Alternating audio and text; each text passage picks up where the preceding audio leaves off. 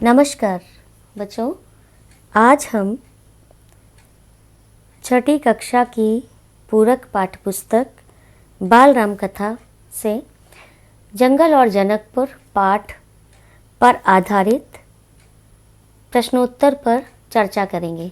बच्चों, इस वीडियो में राम लक्ष्मण जब मिथिला जाते हैं उसके बाद जो भी घटनाएं होती हैं उन घटनाओं पर आधारित प्रश्नों का वर्णन है। और इससे पूर्व जो वीडियो बना था जिसमें ताड़का वध तक जो प्रश्न बन रहे थे वो आपको जो है उसमें पहले वाले वीडियो में दिए गए हैं। तो आइए इसके प्रश्न हम देखते हैं। पहला प्रश्न है, मिथिला के लिए उन्होंने कौन सी नदी पार की? मिथिला के लिए उन्होंने सोन नदी पार की। उन्होंने यहाँ पे किस पे? विश्वामित्र और राम और लक्ष्मण। अगला प्रश्न देखिए, शिव धनुष को कहाँ लाया गया? शिव धनुष को यज्ञशाला में लाया गया। कौन कौन लोग यज्ञशाला में उपस्थित हुए? आमंत्रित लोग, मुनि ऋषि और राजकुमार यज्ञशाला में उपस्थित हुए। आगे देखिए बच्चे, प्रश्न ध्यान से देखिए। शिव धनुष का वर्णन कीजिए। उत्तर, शिव धनुष विशाल था। वह लोहे की पेटी में रखा हुआ था जिसमें 8 पहिए लगे हुए थे। शिव धनुष को उठाना लगभग असंभव था। पहियों के सहारे उसे खींचकर एक से दूसरे जगह ले जाया जाता था। माने उनको इतना भारी था कि इसको पहिए के सहारे जो है खींचकर ले जाना पड़ता था। अगला प्रश्न देखिए, राजा जनक ने सीता के विवाह के संबंध में क्या प्रतिज्ञा की?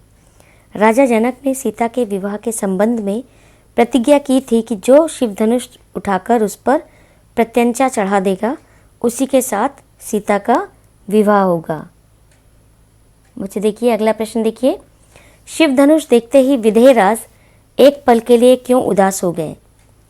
राजा जनक ने सीता के विवाह के संबंध में प्रतिज्ञा की थी कि जो शिव धनुष उठाकर उस पर प्रत्यंचा चढ़ा देगा उसी के साथ सीता का विवाह होगा। परंतु अभी तक अनेक राजकुमारों ने प्रयास किया और लज्जित हुए। उठाना तो दूर, वे इसे हिला तक नहीं सके। अगला प्रश्न देखिए, राम ने शिव धनुष को किस प्रकार उठाया? राम ने शिव धनुष को सहज ही उठा लिया। सहज माने बहुत आराम से उठा लिया। आगे देखिए अगला प्रश्न है, शिव धनुष राम द्वारा तोड़ने का वर्णन कीजिए।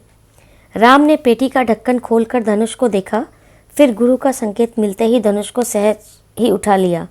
जब राम ने प्रत्यंचा चढ़ाने के लिए धनुष को ऊपर से दबाकर प्रत्यंचा खींची तब दबाव से धनुष बीच से टूट गया। अगला प्रश्न देखिए, यज्ञशाला में उपस्थित सभी लोग हतप्रभ क्यों थे? हतप्रभ माने आश्चर्यचकित होना। राम ने शिव धनुष को सहज ही उठा लिया, यह देखकर यज्ञशाला में उपस्थित सभी लोग हतप्रभ थे।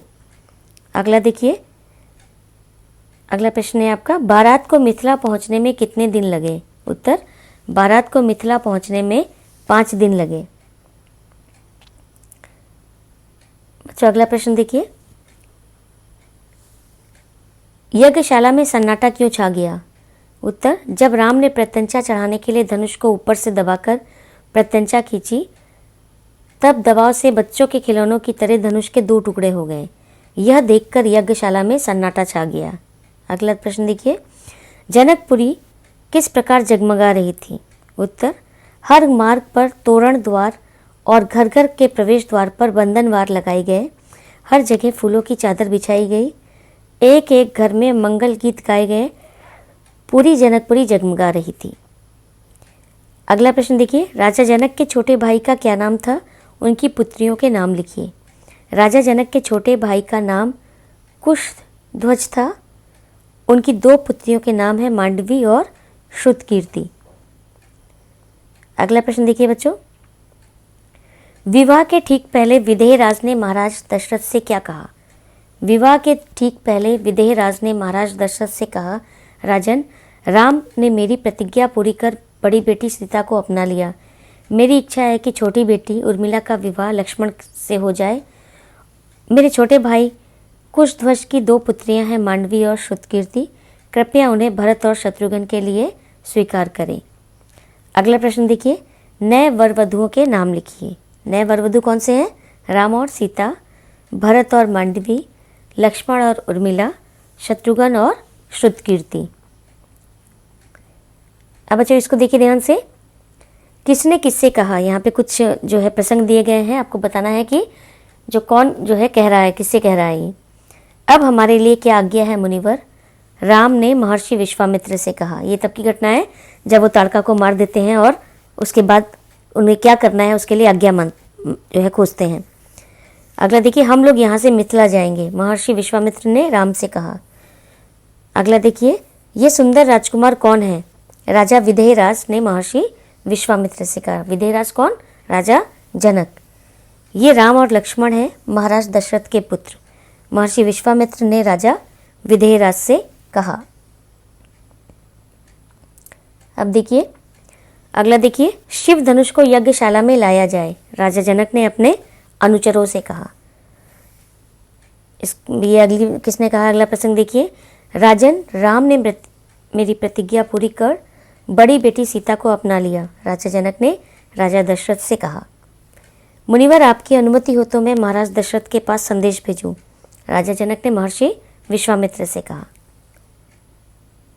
तो बच्चों आशा करते हैं कि जंगल और जनकपुर पाठ के प्रश्न अभ्यास जो है आपको अच्छी तरह समझ में आ गया होगा। इस पे जो प्रश्न उत्तर है वो आपको जो है काफ़ी सरल भाषा में आपको अच्छी तरह समझ में आ गए होंगे। तो बच्चों आप इन्हें जो है अच्छी तरह से अपनी कॉपी पर लिखेंगे। धन्यवाद।